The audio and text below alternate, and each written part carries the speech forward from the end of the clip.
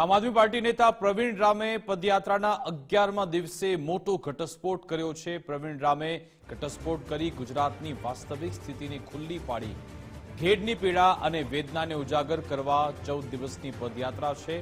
ખેડના પાદરડી ગામે તંત્રની અને સરકારની બેદરકારીને ખુલ્લી પાડી જીવના જોખમે ટાયર ઉપર નદી પસાર કરીને અધિકારીઓને આડે હાથ લીધા।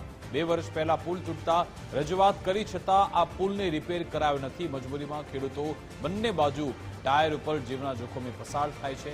ઘાસચારાની ભારી લઈ જીવના જોખમે નદી પસાર કરવી પડે છે।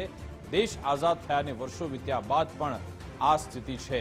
આ છે ગુજરાતનું વિકાસ મોડલ તેવું આમ આદમી પાર્ટી નેતા પ્રવીણ રામે કહ્યું। અધિકારીઓને કોર્ટના દરવાજે ઢસડી જવાની પણ પ્રવીણ રામે ચીમકી ઉચ્ચારી છે। પાદરડી ગામની બાજુમાં એક અહીંયા નદી છે। નદીમાં અહીંયાથી બ્રિજ હતો લોકોને અવર જવર કરવા માટેનો। 2 વર્ષ પહેલા તૂટી ગયો। 2 વર્ષ પહેલા અનેક રજૂઆતો કરી। 2 વર્ષ થઈ ગયા હજી કોઈ બ્રિજને અહીંયા રિપેર કરવા માટે નથી આવતો। હું તમને લાઈવમાં પાછો આવી ત્યારે એ બ્રિજ બતાવીશ। લાઈવ ચાલુ રહેશે।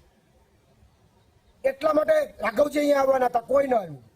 એ બ્રિજ રિપેર ન થયો। જે લોકોને અવર જવર કરવા માટેનો નાનો જે પુલ બનાવવાનો હતો એ પુલ ન બનાવ્યો। એટલા માટે અહીંના સ્થાનિક લોકોએ અવર જવર અહીંયાથી પેલી બાજુ જવા માટે, અહીંયાથી જવા માટેનો કોઈ રસ્તો નથી, પેલી બાજુ જવા માટે એની રીતે આવી એક વ્યવસ્થા કરી। બંને જાળવે એને આવા દોરડા બાંધ્યા અને આવા ટાયરથી એ પેલી બાજુ જાય છે। જીવનું જોખમ કહેવાય, જીવનું જોખમ કહેવાય। અહીંથી ત્યાં જવું, કદાચ કોઈ પડી જાય નદીમાં તો જીવનું જોખમ કહેવાય। આજ અંગે વધુ વાતચીત કરીશું। અમારી સાથે ન્યૂઝરૂમથી ધર્મેશ જોડાઈ ગયા છે। ધર્મેશ, કપરી પરિસ્થિતિ જોવા મળી રહી છે। એક બાજુ દાવા થાય છે કે કરોડોનું બજેટ અહીંયા ફાળવવામાં આવ્યું કે ઘેડ પંથકની સમસ્યાઓથી બહાર કાઢીશું, પરંતુ એક પુલિયો અહીંયા તૈયાર થતો નથી, બ્રિજ તૈયાર થતો નથી અને અંતે લોકો ટાયરના સહારે જીવી રહ્યા છે। વિકાસ ગંભીરા બ્રિજ પછી જે સર્વે થયો સરકારના આદેશથી, એમાં પણ આ બ્રિજ તૂટેલો છે એ કદાચ નહીં આવ્યો હોય તંત્રને ધ્યાને, કારણ કે 2-2.5 વર્ષની આ સમસ્યા છે।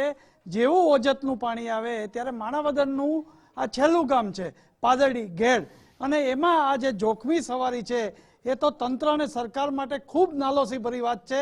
અને આ એવો મત વિસ્તાર છે કે જ્યાં અત્યારે ભાજપના અરવિંદ લાડાણી છે, જે કોંગ્રેસમાંથી ભાજપમાં આવ્યા, અગાઉ પૂર્વ મંત્રી કેબિનેટ મંત્રી જવાહર ચાવડાનો મત વિસ્તાર હતો, પરંતુ પ્રવીણ રામની આ જે પદયાત્રા છે એમાં જે અત્યારે બતાડવામાં આવી રહ્યું છે એ જ્યારે પણ પાણી રહે ત્યારે આ રીતે ટાયરમાં ઉતરીને લોકો જોખમી જે ગામની અવર જવર કરતા હોય ત્યારે જેને કહી શકાય કે 2 વર્ષથી જો પુલિયો તૂટ્યો હોય અને ઓજતના પાણીનું જો કોઈ નિકાલ ન થતો હોય તો જેમ બનાસકાંઠામાં 2015, 17 ને 25નું જે પુનરાવર્તન થયું છે એવું ઘેડમાં કાયમી છે। ભલે કેન્દ્રીય મંત્રી મનસુખભાઈ માંડવિયા કહેતા હોય કે ઘેડ માટે પેકેજ, અર્જુન મોઢવાડિયા કહેતા હોય ઘેડ માટે પેકેજ, અને પરંતુ હજી પેકેજ જાહેર થયા છે પણ કામ નથી થયા એનો આ નમૂનો છે। ભલે વિપક્ષ છે પણ આ એક હકીકત છે કે ગામની વાસ્તવિકતા છે। આ માણાવદરનું આ છેલ્લું ગામ અને ઘેડનું આ પાદરડી ગામની આ સ્થિતિ છે। જી બિલકુલ, આભાર ધર્મેશ અમારી સાથે જોડવા બદલ, વાતચીત કરવા બદલ। તો આ સ્થિતિ છે એ ન હોવી જોઈએ। અહીંયાના જે સાંસદ છે, ભાજપના જે પ્રભારી છે ધારાસભ્યોએ, એમણે આ સમસ્યાનું નિરાકરણ લાવવામાં મદદ કરવી જોઈએ।